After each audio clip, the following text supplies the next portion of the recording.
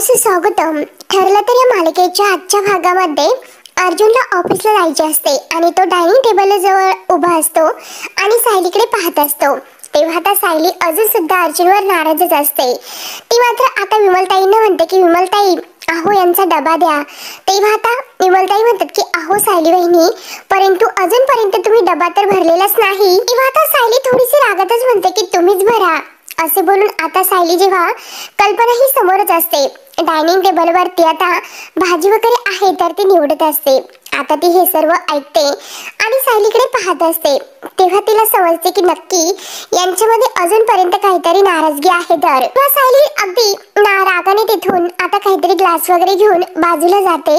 आता अर्जुनला खूपच राग येतो. अर्जुन तिच्याकडे बघतच असतो की काय करू. तेव्हा आता कल्पना लगेच विचारते की अर्जुन अरे तू सायली बरोबर काही भांडला वगैरे की काय. तेव्हा आता अर्जुन लगेच चिडतो.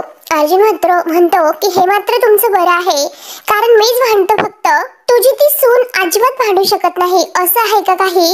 त्यावर आता कल्पना म्हणते की हे पग चूक जरीही कुणाची असली तरी सुद्धा अर्जुन सॉरी तर तुलाच म्हणावं लागेल. अरे मग हे पग आमच्या सुखी संसाराचं हेच तर रहस्य आहे. तर अर्जुन विचारतो की म्हणजे काय. तर कल्पना म्हणते की जर मी चिडले आणि हे पग तुझे डॅड आहे ना ते लगेच मला सॉरी म्हणून टाकतात.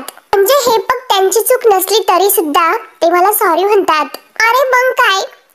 कल्पना आता हसते तर विमलताई लगेच म्हणतात की अर्जुन दादा अहो हे मात्र खरं आहे कारण मी अनेक वेळा माझ्या डोळ्यांनी बघितलेलं आहे की प्रताप दादांना कल्पना ताईंना सॉरी म्हणताना. तेव्हा आता कल्पनाला खूप हसायला येतं. त्यावर आता हे सर्व ऐकून अर्जुन म्हणतो की हे बघ मम्मा हे जे काही तू सिक्रेट मला सांगते त्याचा मला काही फायदा नाही होणार. तर आता कल्पना विचारते की का रे काय झालं. त्यावर आता अर्जुन म्हणतो की कारण हे पग कान पकडून जरी मी तुझ्या सुनेवर समोर उठाबशा काढल्या तरी सुद्धा तिच्या नाकावरचा राग काही जाणार नाही. त्यावर आता विमलताई म्हणतात की अर्जुन दादा अहो जाऊन द्या हे सर्व नका विचार करू आणि हा टिफिन घ्या. तेव्हा आता लगेच अर्जुन विमलकडे बघतो आणि म्हणतो की नकोय मला. तर कल्पना आणि विमल मात्र अर्जुनकडे बघत असतात. तेव्हा आता अर्जुन रागवतो. अर्जुन म्हणतो की तुझी सायली ताई आहे ना तिला खायला घाल. तेव्हा आता कल्पना ओरडते. कल्पना म्हणते की अर्जुन हा कसला वेडेपणा आहे. अर्जुन मात्र आता कल्पनाचं सुद्धा ऐकत नाही आणि ऑफिसला निघून जातो. कल्पना आवाज देते की अर्जुन अर्जुन परंतु आता डबा न घेता अर्जुन निघून जातो. त्यानंतर आता इकडे मैनावती आपल्या रूम मध्ये असते आणि ती रेनीला जी रीना आहे ना तिला फोन लावते. तेव्हा आता रीनाने तिकडून फोन उचलल्यानंतर इकडून मैनावती म्हणते हॅलो अगं रीने मी बोलते आई तुझी एक काम कर तू पोलीस स्टेशनला जा कारण तुझ्या बापाला तू सोडून आण. तुझ्या खूप ओळखी आहेत तिकडे त्यामुळे तू हे काम कर जा बरं. तेव्हा आता रीना विचारते की काय झाले काय केलं. तेव्हा आता मैनावती सांगत असते की अगं काय करणार नेहमीप्रमाणे दारू पिऊन तमाशे केलेत आणि पैशासाठी मात्र कोणाचं तरी पॉकेट चोरलेलं आहे. तर आणि मी कसं जाऊ बरं तिकडे. एकतर मी सायलीला इथे असं सांगितले की तुझे बाबा हे ते बहिणीकडे गेलेले आहेत आणि आता जर मी सायलीला अगदी हे सर्व सांगितले आणि खोटं बोलून बाहेर पडले तर नक्की तिच्या लक्षात येईल. मग मी बाहेर कशी जाणार बरं. आणि एकतर तिकडे जाऊन माझा काय उपयोग होणार आहे बरं. माझं ते ऐकणार आहेत का. त्यामुळे मी तुला सांगते ते कर तू तिकडे जा आणि तिकडच्या लोकांना थोडेसे पैसे दे म्हणजे आपोआप ते तुझ्या बाबांना सोडून देतील. तर तेव्हा मात्र आता ही रीना आता आईलाच पैसे मागते तुमचे पैसे दे म्हणून आता बाबांना सोडवण्यासाठी. तेव्हा आता मैनावती म्हणते की हे बघ अगं माझ्याकडे पैसे नाहीत आणि काय तुला तुझ्या बापाला सोडवण्यासाठी सुद्धा पैसे नाहीत का आणि काय मुलगी आहे आईकडे पैसे मागते असे बोलून आता मैनावती रागाने फोन ठेवते. त्यानंतर अजून तन्वी ही झोपलेलीच असते म्हणजे प्रिया. अश्विन उठतो आणि तयार सुद्धा होतो.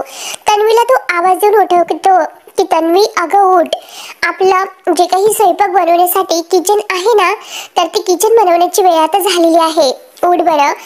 आता आपल्याला किचन अगोदर आपल्या वेळेत वापरून घ्यावं लागेल नाहीतर आता वेळ निघून गेली तर आपल्याला काहीतरी करता येणार नाही. त्यामुळे तो आता प्रियाला उठवत असतो. प्रिया तर गाढ झोपत असते. तेव्हा आता अश्विन पुन्हा तिला आवाज देतो की तन्वी अगं उठ मला निघण्यासाठी उशीर होतोय. तेव्हा आता ही प्रिया उठते आणि म्हणते की काय खाणार आहेस मी बाहेरून ऑर्डर करते. तेव्हा आता अश्विन म्हणतो की म्हणजे तू आज सुद्धा ऑर्डर करणार आहे. तर आणि हे बघ तर प्रिया हो असं म्हणते. तर अश्विन म्हणतो की मला तर बरेच दिवस झाले की आठवत नाही की घरचं जेवण मी कधी जेवलो होतो. तेव्हा आता प्रिया म्हणते, अरे मी स्वयंपाक कधी करू बरं? ती सायली सतत किचन मध्ये असते आणि जरीही आता स्वयंपाक करण्याची वेळ माझी असेल तरी सुद्धा तीच घुसलेली असेल तर. तेव्हा अश्विन म्हणतो की एक काम कर, तू किचन मध्ये जाऊन तर बघ. तुला नाश्ता बनवायचा म्हटल्यानंतर ती तुला नक्की जागा देईल, त्यामुळे तू जा बरं, जाऊन तर बघ. आणि तन्वी एक गोष्ट लक्षात घे, सायलीला सुद्धा आता किचन मध्ये जाण्याची बंदी झाली होती. तिला सुद्धा काहीतरी वेळच होता त्यांचं जेवण बनवण्यासाठी. तर आता मात्र मला नाही आठवत की त्यावेळेत मात्र दादा कधी उपाशी बाहेर पडला म्हणून.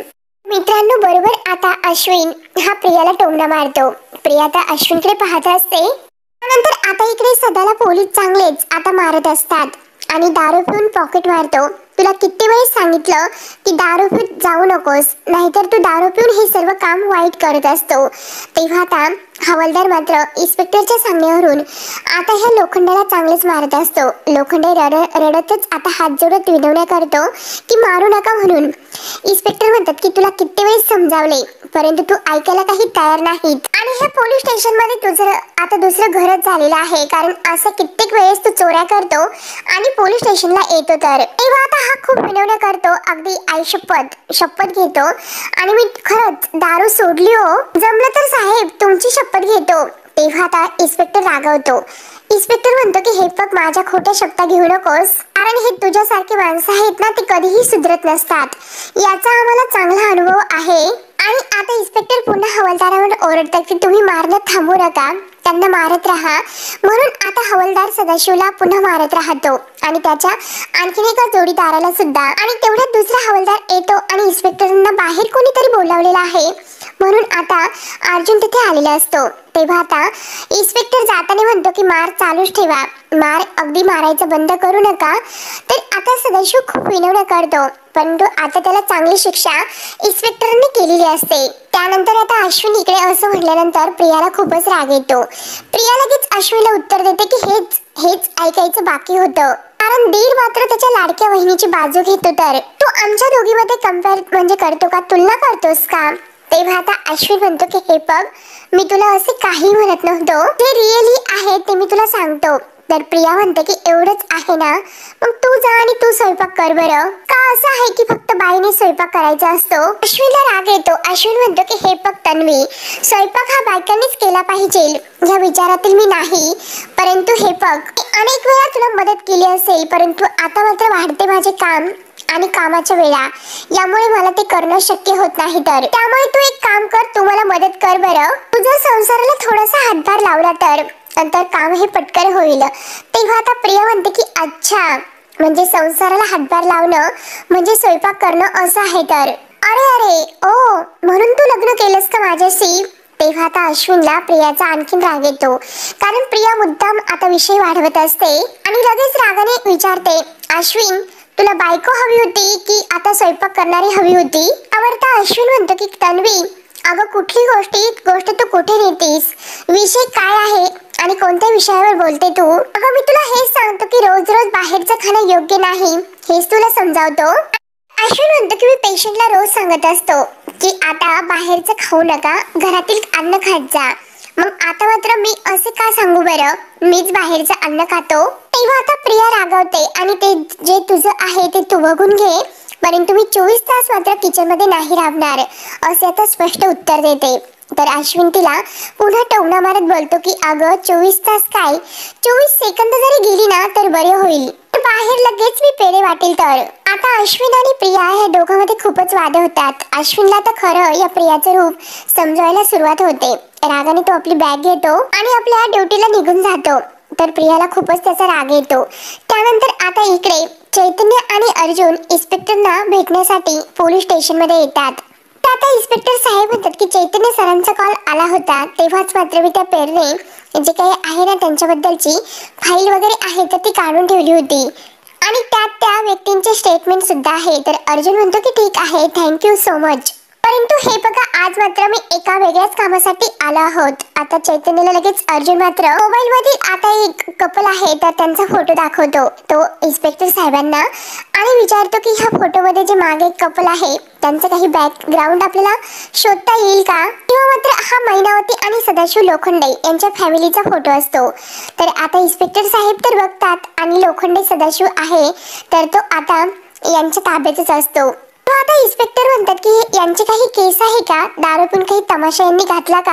आता अर्जुन आणि चैतन्य इन्स्पेक्टर साहेबांकडे बघतात तर अर्जुन म्हणतो की असे काही नाही, कारण तुम्ही असे का म्हणालेत, असं का विचारलं तुम्ही. त्यावर आता इन्स्पेक्टर म्हणतो की करून करून दुसरं तर हा काय करणार आहे बरं. कारण आता सदाशिव लोखंडाला इन्स्पेक्टर चांगलंच ओळखतो की नक्की तो काय करत असतो. आणि आता इन्स्पेक्टर मालवणकर यांना आवाज देतो आणि त्या हवालदारांना त्या दोघांना घेऊन यायला सांगतो. सदाशिव लोखंडे आणि त्याचा तो मित्र चैतन्य आणि अर्जुन एकमेकांकडे धक्क्याने पाहतच असतात की नक्की मॅटर काय आहे हेच त्यांना काही कळत नसते. आणि तेवढ्यात आता हवालदार सदाशिवला घेऊन येतात. आता सदाशिवच्या अंगावर चांगले बळ असतात. हे आता अर्जुन जेव्हा सदाशिवला बघतो त्याला तर धक्काच बसतो, कारण सदाशिव आता गावाला गेलेला आहे असे तर मैनावतीने सांगितले आणि सदाशिव तर आता इकडे पोलीस स्टेशनला आहे. हे बघून आता अर्जुनच्या सर्व काही लक्षात येते. तर आता सदाशिव अर्जुनकडे बघतो आणि खाली मान घालतो. तर अर्जुन म्हणतो की तुम्ही इथे. तेव्हा आता इन्स्पेक्टर साहेब अर्जुनला म्हणतात की तुम्ही ज्यांचा फोटो मला दाखवला होता तर हा सदाशिव लोखंडे 2 दिवसापासून तो आमच्या ताब्यात आहे. तर आता अर्जुन हा खोटं पकडतो. आता अर्जुन सारखा सदाशिवकडे बघतच असतो. पुढे सांगतात की दारू पिऊन रस्त्यामध्ये हा तमाशा घालत असतो आणि तेव्हा त्याला आम्ही पकडले. तेव्हा लगेच आता अर्जुन म्हणतो की काय सांगतात इन्स्पेक्टर साहेब तुम्ही. त्यानंतर इन्स्पेक्टर पुढे सांगतात की त्याला आणखीन काही पैसे हवे होते, त्यासाठी त्याने एका दुकानची काच फोडली आणि तेथे सुद्धा त्याने पळ काढला आणि तेथून पुढे आल्यानंतर त्याने पुन्हा एक पॉकेट मारलं आणि नशीब म्हणजे ज्याचं पॉकेट त्याने मारलं ना तर त्या माणसाने त्याला आमच्या ताब्यात दिले. तर पण नेमकं तुम्ही यांच्याविषयी का विचारतात आणि तुमची केस नेमकं काय आहे. तेव्हा आता अर्जुन तर पूर्णपणे शॉक होतो, कारण लोखंडाबद्दल आता वेगळंच काहीतरी आणखीन अर्जुनच्या समोर सत्य येते. तुमच्याकडे त्यांचं काहीतरी रेकॉर्ड असेलच, कारण ह्यावेळेस मात्र तो 2-3 महिन्याने आमच्याकडे आला. तर तेव्हा आता अर्जुन थोडासा खाली मान घालतो आणि म्हणतो की इन्स्पेक्टर साहेब काय सांगायचं, लोखंडे आहे तर ते माझे सासरे आहेत. आता हे सर्व ऐकल्यानंतर इन्स्पेक्टर म्हणतात की काय बोलतात अर्जुन सर.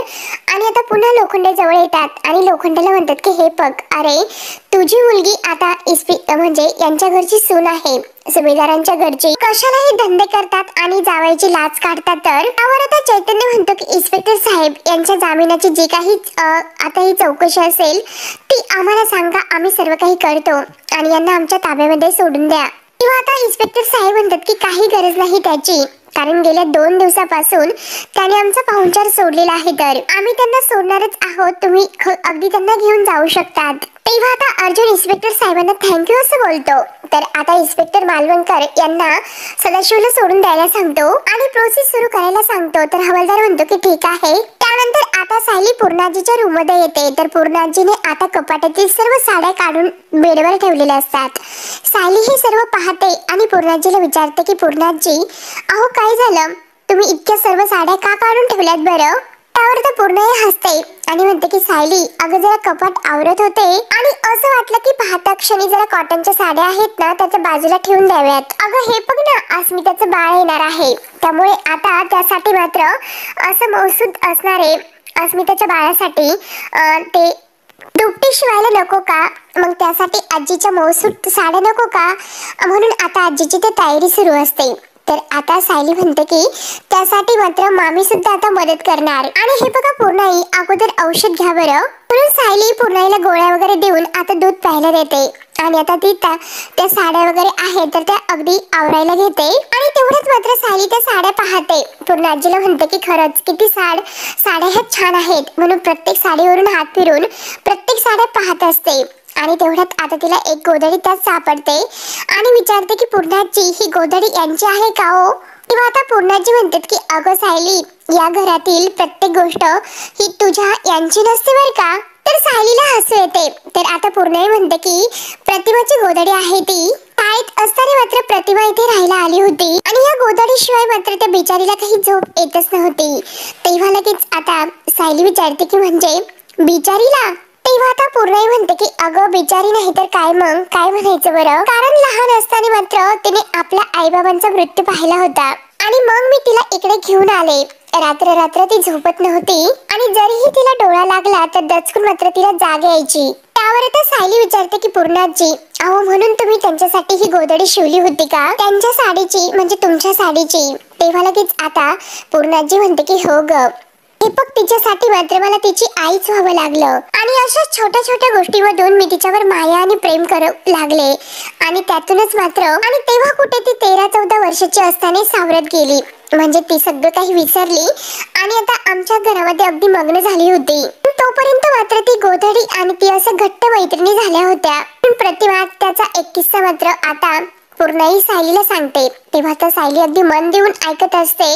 त्यावर तर पूर्णाई म्हणते की अगं म्हणूनच तिची ही गोधडी मी आतापर्यंत जपून ठेवली. तर आता त्या गोधडीवरून मायेचा स्पर्श हात आता फिरवताना सायलीला आता ह्या वाढदिवसाचे क्षण आठवतात की ज्या दिवशी प्रतिमात्याने सायलीला केक भरवला आणि आता तो केक सायली आणि प्रतिमात्याने अर्जुन म्हणजे रविराज सरांना भरवला. हे सर्व क्षण आता सायलीच्या डोळ्यासमोर येतात. त्यानंतर प्रतिमात्या ही रविराजला म्हणलेली असते की रविराज, अहो तन्वी सुद्धा हेच करायची की माझा जो काही हातातील केक आहे तर तो माझ्या हाताला धरून तो तुकडा तुम्हाला भरवायची. तर तुम्हाला आठवते का, म्हणजे प्रतिमात्याला हे सर्व आठवले होते. इतका वर्षाचा भूतकाळ आता प्रतिमात्याला आठवतो. हे लक्षात आल्यानंतर आता सायली पूर्णाजीला म्हणते की पूर्णाई, आणि सायली उठून पूर्णाजी जवळ येते आणि म्हणते की हे बघा, प्रतिमा आत्यांना आता सर्व काही आठवायला लागलेलं आहे, तर त्यांनाही त्यांची जुनी मैत्रीण सुद्धा आठवेल का, आणि जर या गोधडीमुळे त्यांना सगळं काही आठवायला मदत झाली तर? तेव्हा आता पूर्णाजी खुशत म्हणतात, जर असं झालं ना सायली, अख्ख्या पनवेलला मी पेढे वाटेल ग. आणि पूर्णाजी खुशत म्हणतात की अगं जर प्रतिमाची स्मृती परत आली तर ती मला घट्ट मिठी मारेल आणि म्हणेल अगं पूर्णाई तुझी जुनी प्रतिमा परत आली म्हणून. तेव्हा आता सायली खुशत म्हणते की पूर्णाजी मग चला लगेच आपण आत्ताच प्रतिमात्यांच्या घरी जाऊयात आणि त्यांच्या अंगावर ही गोधडी आपण पांघरून बघूयात की नक्की काय होतं ते. तर आता सायलीचा तो उत्साह पाहून पूर्णाई तर खुश होते आणि म्हणते की सायली जर इतका उत्साह असेल तर मी नाही कशाला म्हणेल, चल आपण तिकडे जाऊयात. तर आता पूर्णाजी प्रतिमात्याच्या घरी जायला तयार होते, ते पण सायली बरोबर. म्हणून ते आता जाण्याची तयारी करतात. आता पूर्णाई दूध वगैरे पिऊन घेते. सायलीला इतका आनंद झालेला असतो की तिकडे त्या घरी जायचं म्हटल्यानंतर. त्यानंतर आता अर्जुन चैतन्य सदाशिवला आता सोडवतात आणि त्याला गाडीजवळ घेऊन येतात. अर्जुन सदाशिवशी एकही शब्द बोलत नसतो. त्याला इतका राग आता या म्हणजे सदाशिव आणि मैनावतीचा आलेला असतो.